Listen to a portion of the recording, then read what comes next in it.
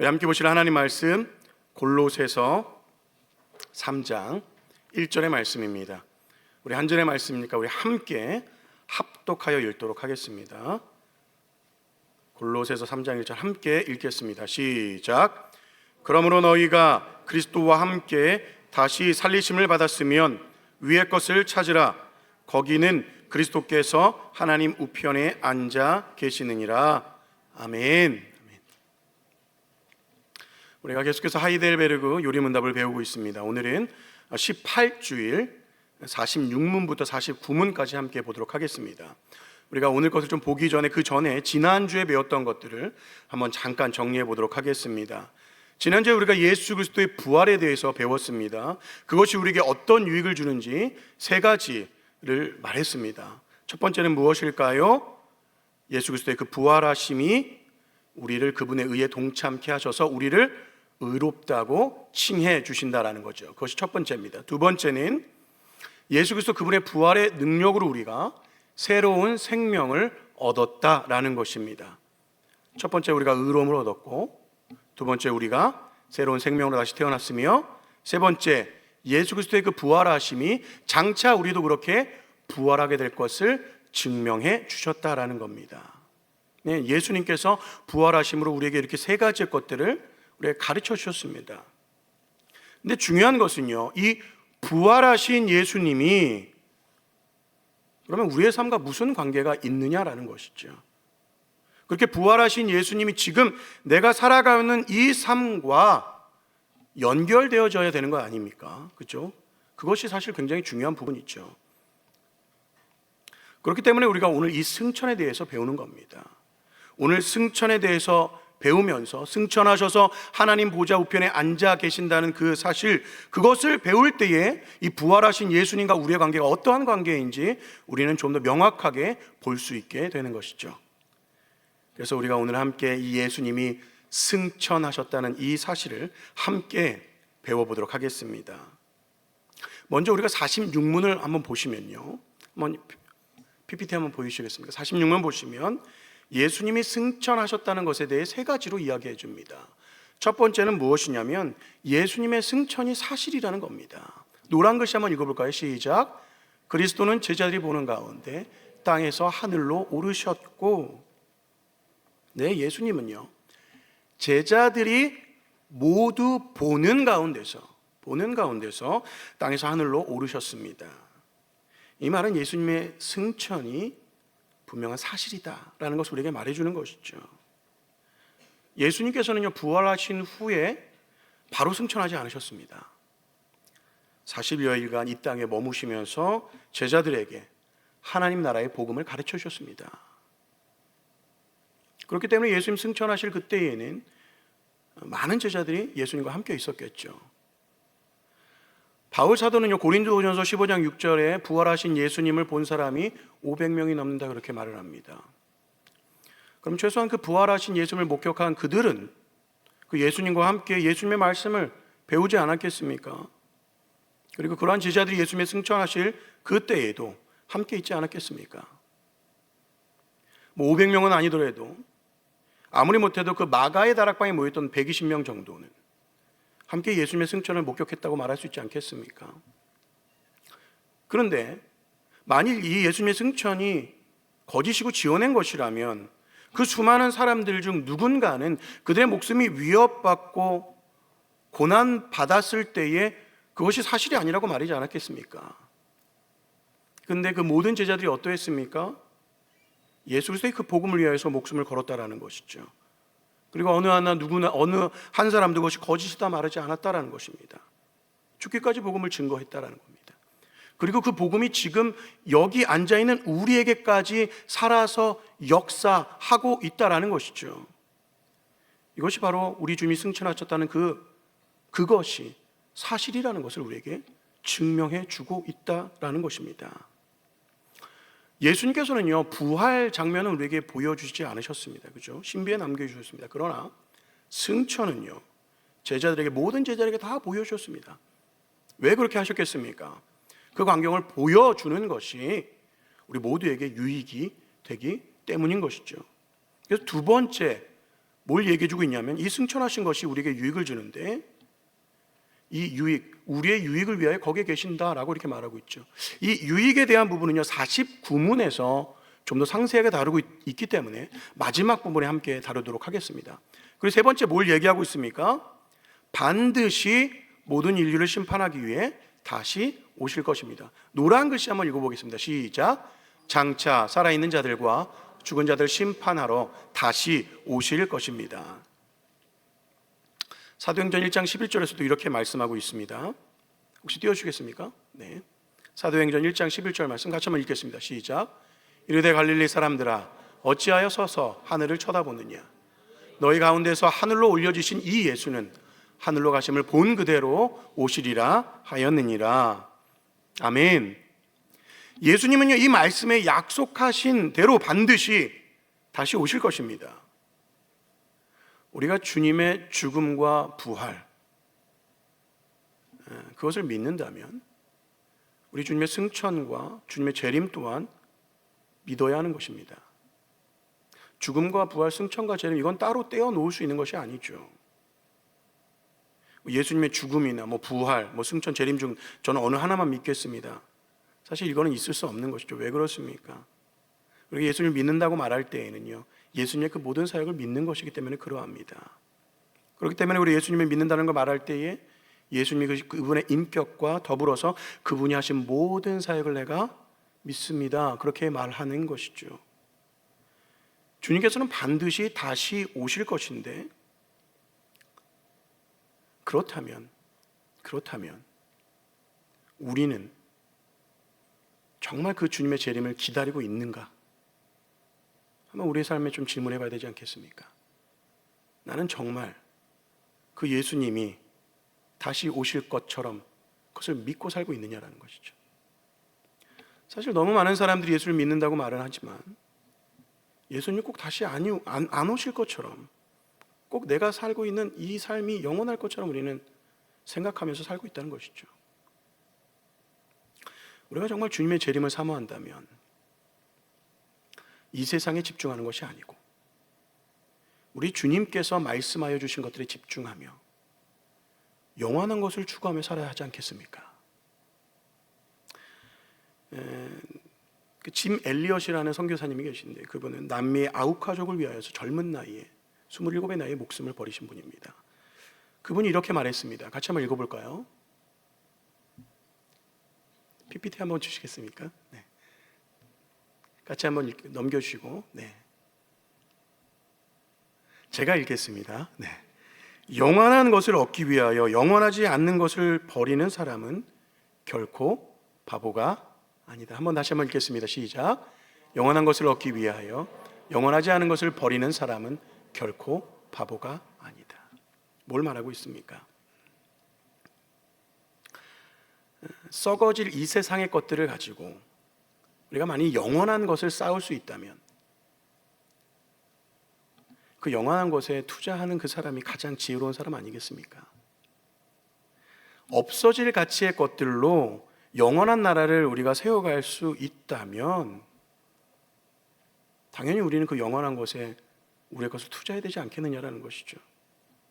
예수님께서 우리에게 그 방법을 가르쳐 주셨습니다. 너무나 놀라운 가치죠. 우리가 가지고 있는 것은 사실 썩어질 것들밖에 없는데 그것을 가지고 영원한 것을 세울 수 있도록 하셨다는 것이죠. 이거는 세상에서 말하는 1000배의 수익, 100배의 수익 이런 것과는 사실 비교할 가치도 안 되는 가장 높은 가치에 가장 놀라운 가치를 가지고 있는 것이죠. 어떻게 썩어질 것들로 영원한 것을 세울 수 있겠습니까? 그래서 여러분 나를 위하여 명예, 재물 그것들을 쌓아두는 인생은 뭐예요? 썩어질 걸로 썩어질 것에 투자하는 것이죠. 이건 사실 별 가치가 없는 것입니다. 그러나 썩어서 없어질 내 돈, 내 시간, 내 힘 이것을 가지고 우리가 영혼의 관심을 가지고 그 영혼을 위하여 주님의 복음을 증거하고 그들을 사랑하고 그들을 섬기는 그 일에 우리가 우리의 것들 그것들을 우리가 사용할 때에 그것이 영원한 나라를 세워가는 것인 줄 믿습니다. 그렇기 때문에 이것이 가장 가치 있는 일인 것이죠. 우리 성도님들 눈에 이것들을 볼 수 있는 그런 지혜가 있기를 주님의 이름으로 축복합니다. 그래서 우리가 교회 안에서뿐만 아니라 내가 속해 있는 그 세상 가운데서도 이 복음 가지고 주님의 사랑 가지고 여러분의 삶을 통하여서 그 놀라운 은혜와 그 복들을 나눠줄 수 있는 저와 여러분 될 수 있기를 우리 주님의 이름으로 축복합니다. 자, 이제 예수님께서 승천하셨습니다. 그렇다면 주님께서 우리에게 약속하신 그 말씀, 마태복음 28장 20절에 약속하신 말씀, 내가 세상 끝날까지 너희와 항상 함께 있으라고 하신 그 약속의 말씀은 어떻게 되는 겁니까? 예수님 갑자기 가시면 어떡합니까? 항상 함께 있다고 말씀해 주셨는데 갑자기 가시면 어떻게 합니까? 이게 47문, 48문에 대한 내용입니다. 47문 한번 보실까요? 네. 같이 한번 제가 질문하고 여러분이 한번 답을 읽겠습니다. 그렇다면 세상 끝날까지 우리와 함께 있으리라는 그리스도의 약속은 어떻게 됩니까?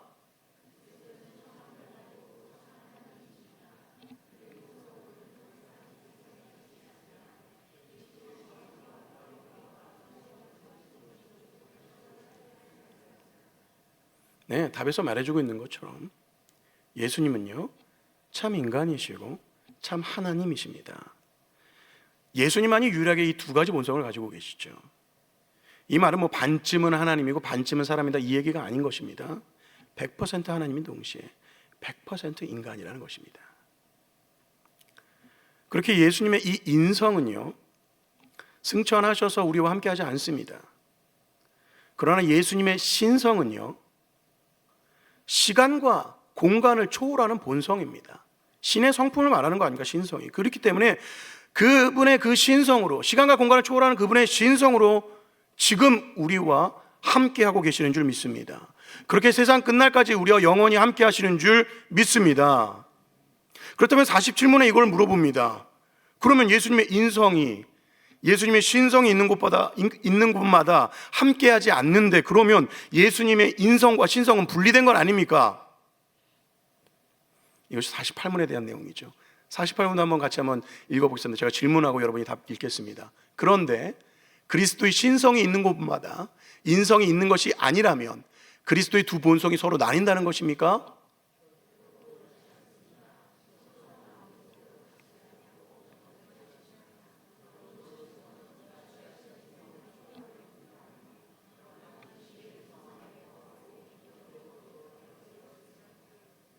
네. 이 신성과 인성의 분리, 이것은 그 당시에 네스토리우스라는 그 이단들이 하는 말이었습니다. 그래서 인성과 신성 이게 모두 함께 하지 않는다, 이것은 이단 아니냐 그렇게 말하는 것이죠.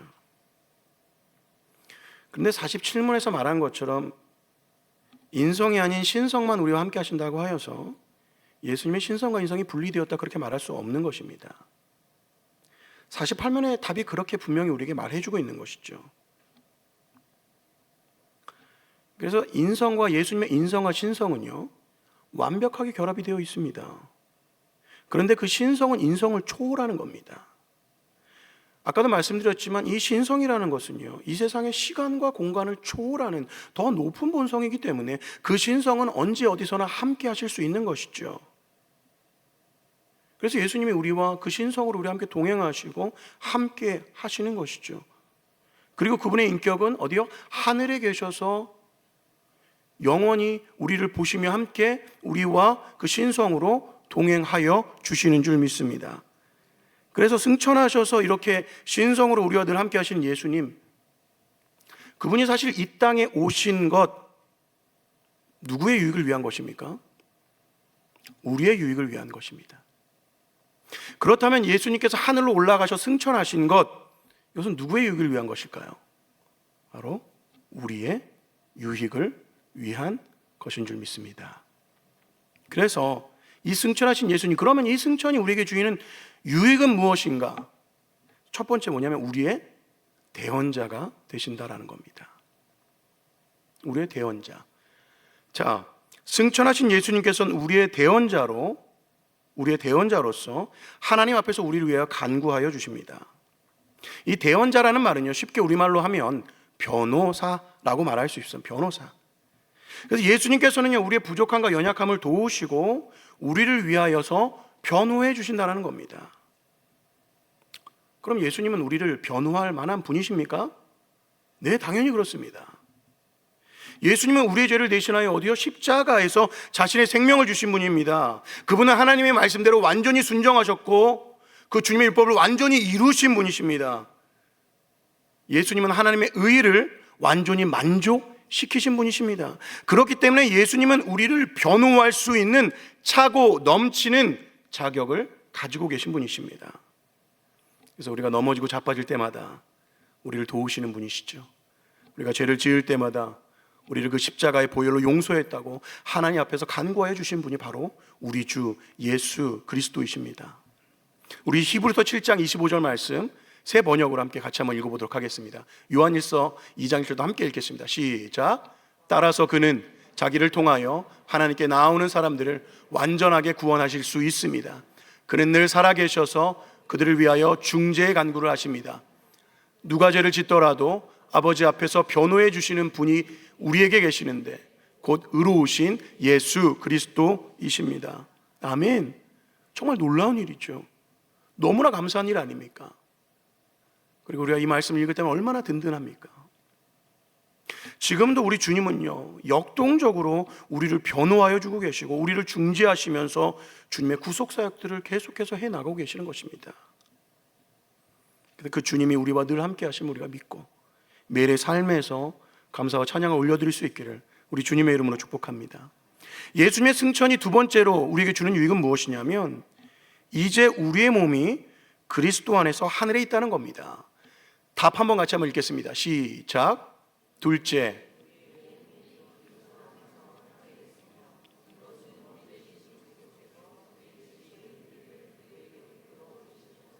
확실한 보증입니다. 예. 이 말은 좀 우리에게 생소하게 들릴 수 있습니다. 예? 우리의 몸이 하늘에 있다고요? 여기 있는데 이건 뭐죠? 그럴 수 있는 것이죠. 여러분, 예수님께서는요 지금 승천하셔서 어디 계십니까? 하늘에 계십니다. 그런데 그분을 믿는 자들은 그 예수님과 온전한 연합을 이루게 됩니다. 그 온전한 연합은요, 예수님이 우리들의 머리가 되어주시고 우리는 그분의 몸이 되어 교회로서 존재하게 되는 것을 말하는 것이죠. 그렇기 때문에 예수님이 이 하늘에 계신다라는 것은 우리 또한 그분의 몸으로서 하늘에 있다라는 것입니다. 이것은요, 우리의 존재가 이제 하늘에 속한 자임을 분명하게 우리에게 증명해주고 있는 것입니다. 에베소서 2장 6절 말씀도 한번 같이 한번 읽겠습니다. 시작. 하나님께서 그리스도 예수 안에서 우리를 그분과 함께 살리시고 하늘에 함께 앉게 하셨습니다. 아멘.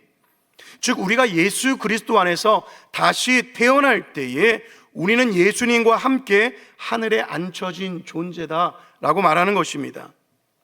아직은 사실 우리가 육신을 입고 이 땅을 디디며 살고 있지만 때론 힘겹고 때론 지치면서 살아가지만 이것이 전부가 아니라는 것입니다. 우리의 시민권은 이미 하늘에 있고 장차 예수님께서 그렇게 승천하신 것처럼 우리도 영광스러운 부활의 몸을 입고 주님과 함께 영원히 살게 될 줄로 믿습니다. 그래서 주님이 이미 승천하신 그것은요, 우리의 미래가 되는 겁니다. 그래서 주님의 몸이 승천하셔서 우리가 그 주님과 함께 있다는 이 사실, 이것은요 우리 주님 재림하실 그때에 우리가 주님과 같은 그 몸으로 부활하게 될 것에 대한 보증과 소망을 주는 것인 줄 믿습니다. 마지막으로 예수님의 승천이 우리에게 주는 유익은 무엇일까요? 예수님께서 우리를 승천하게 하실 것에 대한 보증으로 성령 하나님을 우리에게 보내주셨다라는 것입니다. 노란 글씨 한번 읽겠습니다. 셋째, 시작.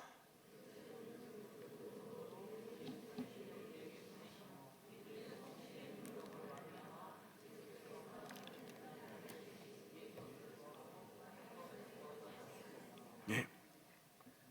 자, 우리의 몸이 아까 하늘에 있다고 제가 말씀을 드렸는데 그 하늘의 삶, 근데 그것을 지금 육신의 삶 속에서도 맛볼 수 있도록 하시는 분이 누구냐면 바로 성령 하나님이십니다. 예수님이 승천하시면서 우리에게 성령 하나님을 보내어 주셨는데 그분께서 우리가 이 땅에 살면서 그 하나님의 나라를 맛볼 수 있도록 해주신다는 겁니다. 그렇기 때문에 성령을 받은 우리들은 그 성령님 안에서 그 하나님의 나라를 다 맛본 자들이라는 것이죠. 그러한 자들은요, 땅의 것을 구하지 않습니다. 우리는 하늘의 것을 구하며 위를 바라보며 살아가는 인생인 줄 믿습니다. 골로새서 3장 1절 2절 말씀 한번 같이 한번 읽겠습니다. 시작. 그러므로 여러분이 그리스도와 함께 살려주심을 받았으면 위에 있는 것들을 추구하십시오. 거기에는 그리스도께서 하나님의 오른쪽에 앉아 계십니다. 여러분은 땅에 있는 것들을 생각하지 말고 위에 있는 것들을 생각하십시오. 자, 여기서 땅에 있는 것들, 위에 있는 것들, 구체적으로 그것이 무엇일까요? 땅에 있는 것들, 5절에서는 이렇게 말합니다. 그러므로 땅에 속한 지체들의 일들, 곧 음행과 더러움과 정욕과 악한 욕망과 탐욕을 죽이십시오. 탐욕은 우상숭배입니다. 땅에 속한 것이 뭐라고 말합니까? 음행과 더러움과 정욕과 악한 욕망과 탐욕이다. 그럼 위에 있는 것은 무엇일까요? 12절부터 14절까지 말해주고 있습니다. 제가 한번 읽겠습니다. 그러므로 여러분은 하나님의 택하심을 입은 사랑받는 거룩한 사람답게 동정심과 친절함과 겸손함과 온유함과 오래 참음을 옷 입듯이 입으십시오. 누가 누구에게 불평할 일이 있더라도 서로 용납하여 주고 서로 용서하여 주십시오. 주님께서 여러분을 용서하신 것과 같이 여러분도 서로 용서하십시오. 이 모든 것 위에 사랑을 더하십시오. 사랑은 완전하게 묶는 띠입니다. 아멘. 너무나 명확하고 그리고 극명하게 땅에 있는 것과 위에 있는 것에 차이가 있음을 분명히 우리에게 말해주고 있습니다. 보면 금방 알지 않겠습니까? 우리가 무엇을 위하여 살고 있는지, 나의 삶은 어떠한지 극명하게 우리의 삶 가운데 드러나지 않습니까? 우리는 무엇을 추구하며 살고 있습니까? 땅에 있는 것입니까? 하늘에 있는 것입니까? 우리는 예수 그리스도 안에서 거듭난 존재입니다. 예전에 옛 본성상 우리가 죄의 노예로, 사단의 노예로 살았던 것은 맞지만 지금은 그러한 존재가 아니고 예수 그리스도 안에서 새로운 생명을 가진 다시 태어난 존재라는 것입니다. 그렇기 때문에 그러한 존재들은요, 성령 안에서 하늘의 것을 구하고 주의 말씀에 순종하며 살아야 될 줄로 믿습니다. 그래서 여러분, 서로의 아픔과 어려움에 공감해 주십시오. 서로를 친절하게 대하십시오. 겸손과 온유함으로 서로를 대하십시오. 지체들을 향하여 인내해 주십시오. 예수님이 우리를 용서하신 것처럼 우리 서로를 용서해 주십시오. 그리고 더 뜨겁게 사랑해 주십시오. 이것이 성경에서 우리에게 말하여 주고 있는, 그리고 우리가 마땅히 순종해야 될 것들인 줄 믿습니다. 이거는요, 뭐 해도 그만 안 되고 그 얘기를 하고 있는 것이 아닙니다. 예수 안에 거듭난 신자라면, 하늘을 바라보고 위를 바라보고 사는 자들이라면 기꺼이 적극적으로 이 일들을 감당해야 한다고 우리에게 말해주고 있는 것입니다. 우리의 존재가 하늘에 속한 자들이라면 마땅히 우리가 이런 삶을 추구해야 할 줄로 믿습니다. 근데 우리가 우리의 능력으로 살아가는 삶이 아니죠. 이러한 삶을 살 때에 아까 우리에게 보내주신 그 성령 하나님께서 늘 우리와 함께 하시며 우리가 그런 삶을 살아갈 수 있도록 도와주실 줄 믿습니다. 특별히 우리가 우리의 것들을 나눌 때에 내 것을 소비하는 개념이 아니라는 걸 우리는 기억해야 됩니다. 내가 손해보는 것이 아니라는 겁니다. 왜 그렇습니까? 우리는 함께 채워가는 것이기 때문에 그렇습니다. 우리는 한 몸입니다. 너와 나가 따로 존재하는 것이 아니라 예수 그리스도 안에서 믿는 자들은 한 몸이라는 것이죠. 그렇기 때문에 지체를 위해 쓴 것은 내 몸을 위하여 쓴 것이 되는 것입니다. 그렇기 때문에 채우는 것이 되는 것이죠. 또 내가 섬길 때 단순히 그 섬김으로 그 지체만 세우는 것이 아니라 내가 섬길 때 나에게도 공급해 주시는 것이 있다라는 것이죠. 내가 깨닫는 것이 있고 내가 성장하는 것이 있다는 겁니다. 그렇기 때문에 서로 채워주는 것입니다.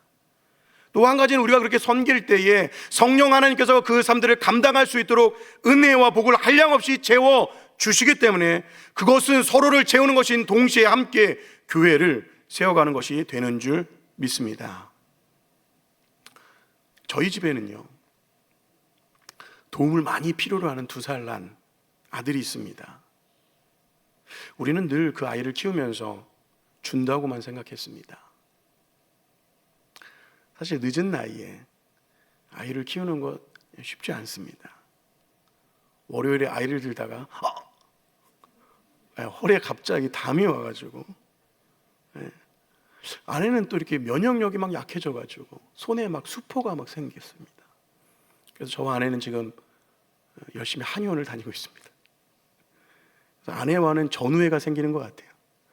동고동락하면서 함께 으쌰으쌰하는 그런 전우애. 사랑보다 전우애가 더 진한 것 같아요.